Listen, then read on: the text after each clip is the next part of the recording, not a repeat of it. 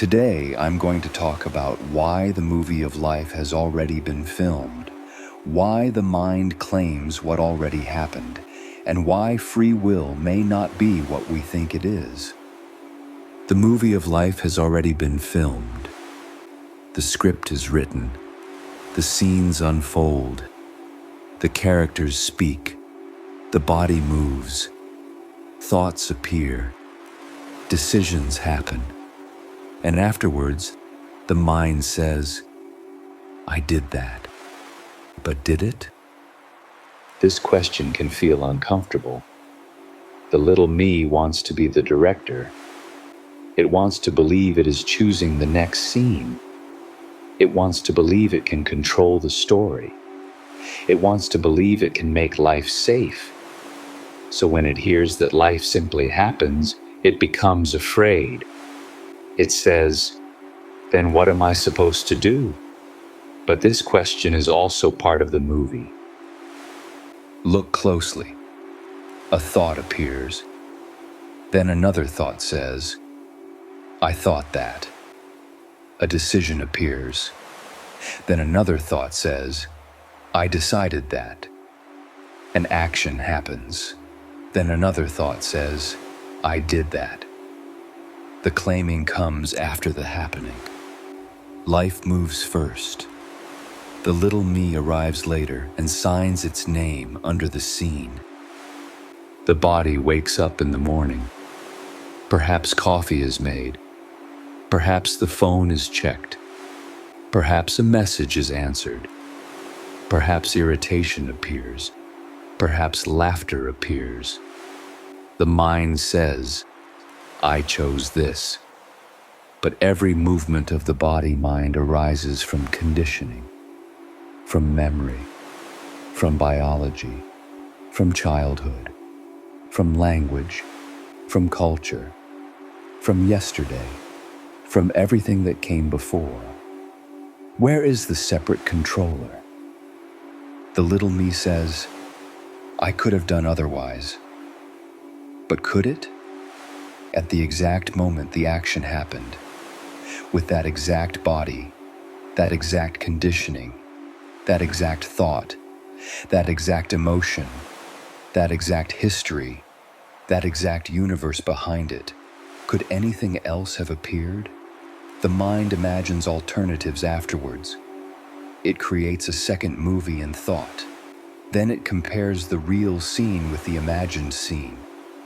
And guilt is born. Regret is born. Pride is born. Blame is born. But the movie is already playing. Not according to a plan. Not according to a divine purpose. Not because a separate creator is controlling the projector from somewhere else. Life simply unfolds. Thoughts happen. Feelings happen. Choices happen. Consequences happen. And yet, from the deepest view, nothing is happening to anyone. There is only the appearing of life. The mind may hear this and become passive.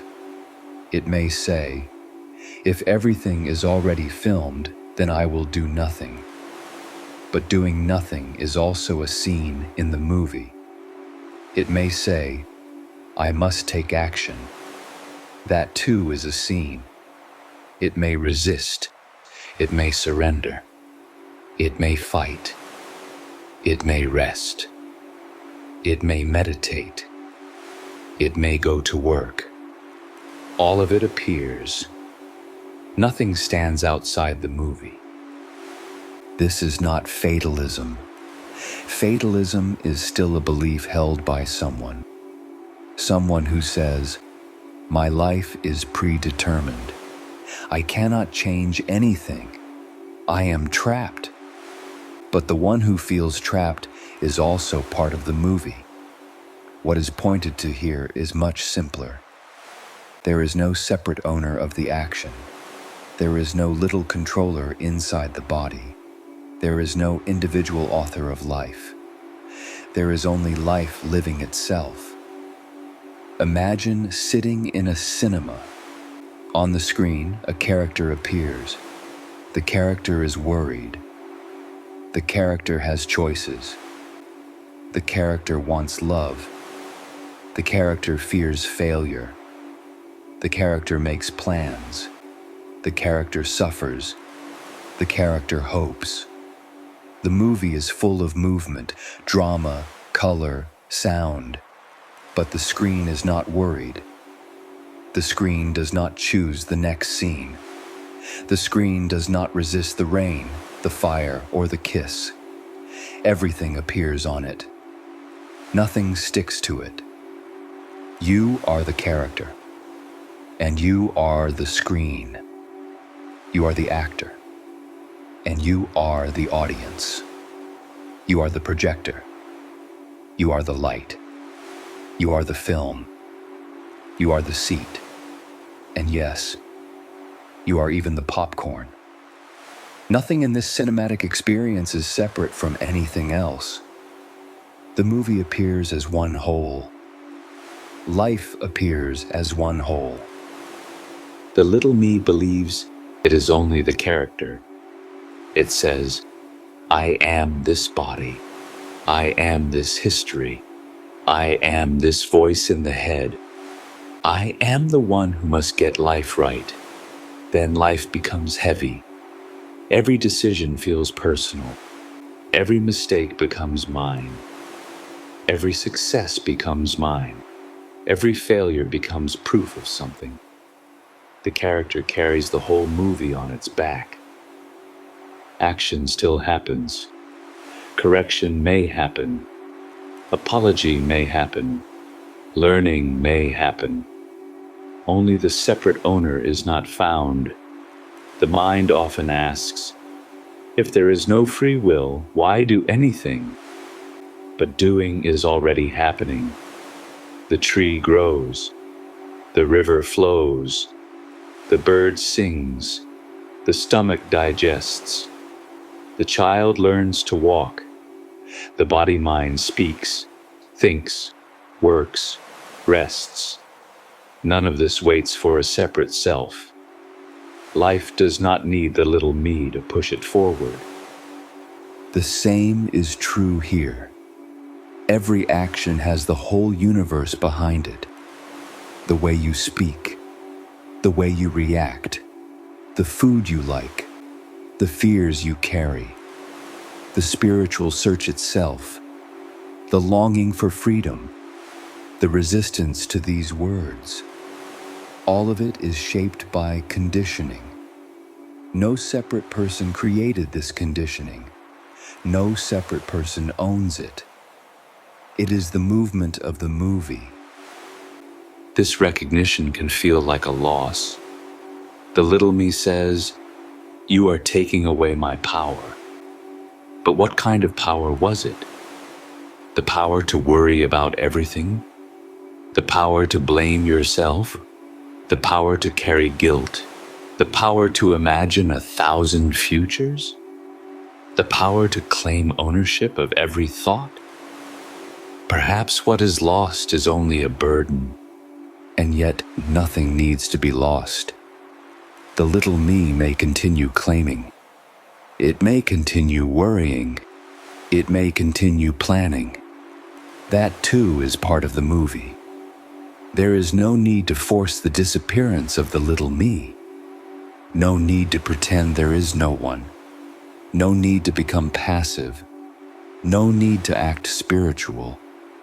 The movie plays exactly as it plays. Maybe fear appears when this is heard. Let fear be there. Maybe relief appears. Let relief be there. Maybe the mind says, this is dangerous. Let that be there. Maybe the mind says, this is freedom. Let that be there too. All of it appears on the same screen.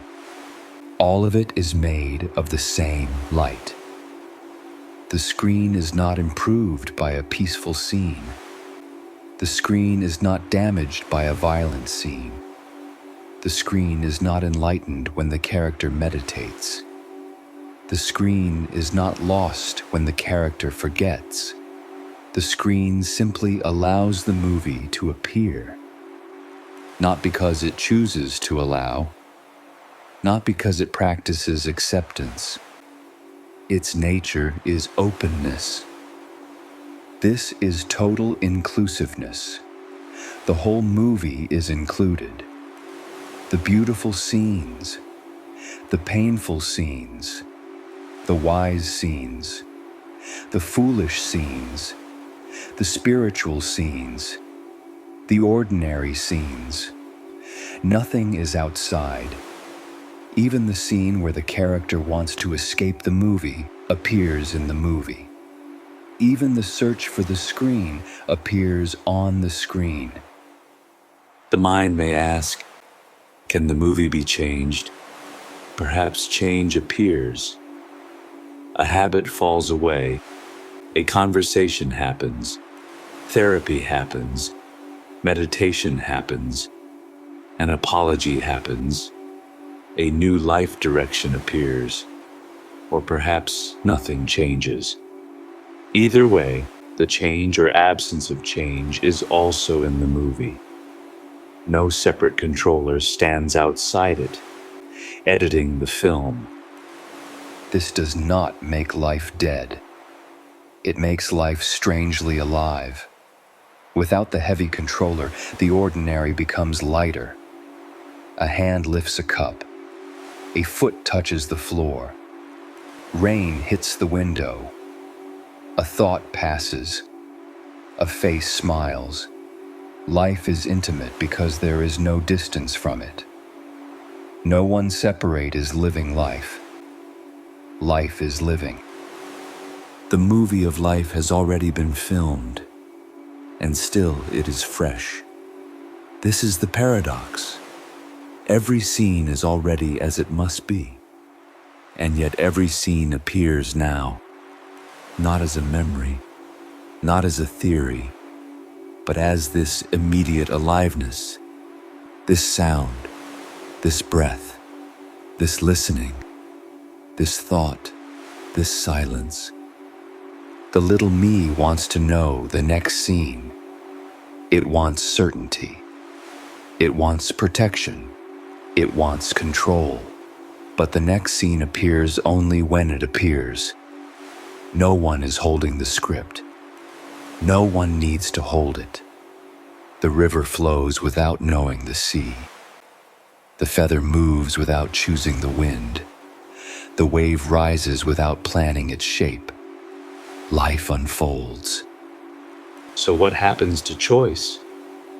Choice still appears. You may choose tea or coffee. You may choose to call someone. You may choose to sit quietly. You may choose to stop watching. But the choice is not owned by a separate chooser. Choice appears like weather. Thought appears like weather. Action appears like weather. Then the mind says, I chose. That too is weather. There is freedom in this. Not freedom for the little me to control life. Freedom from the little me as controller. Not freedom to get every scene right. Freedom from the belief that life belongs to a separate someone who must get it right. The movie does not need to be fixed before the screen is whole. The wave does not need to be corrected before the ocean is water. Maybe this is heard deeply. Maybe it is not.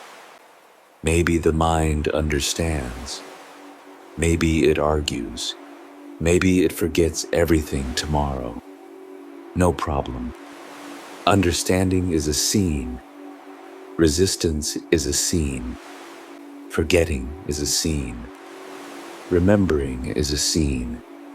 The screen remains. The light remains. The one remains what it is. So let the movie play. Let life unfold as it does. Have a cup of tea. Feed the cat. Answer the message. Take the walk. Cry if crying comes, laugh if laughter comes, rest if rest comes, act if action comes. Nothing needs to be added. Nothing needs to be removed. The scene is already complete. The movie of life has already been filmed, and you are not merely a character trapped inside it. You are the screen on which it appears, the light by which it is seen, the audience watching it unfold, the actor speaking the lines, the silence between the scenes. There is no separation, only life appearing as life, only the one appearing as the movie. Only this. Now. Stay with this channel for more quiet talks, not to control the movie, not to find the script, only because this scene is listening. And now perhaps the next scene appears. Thank you for listening.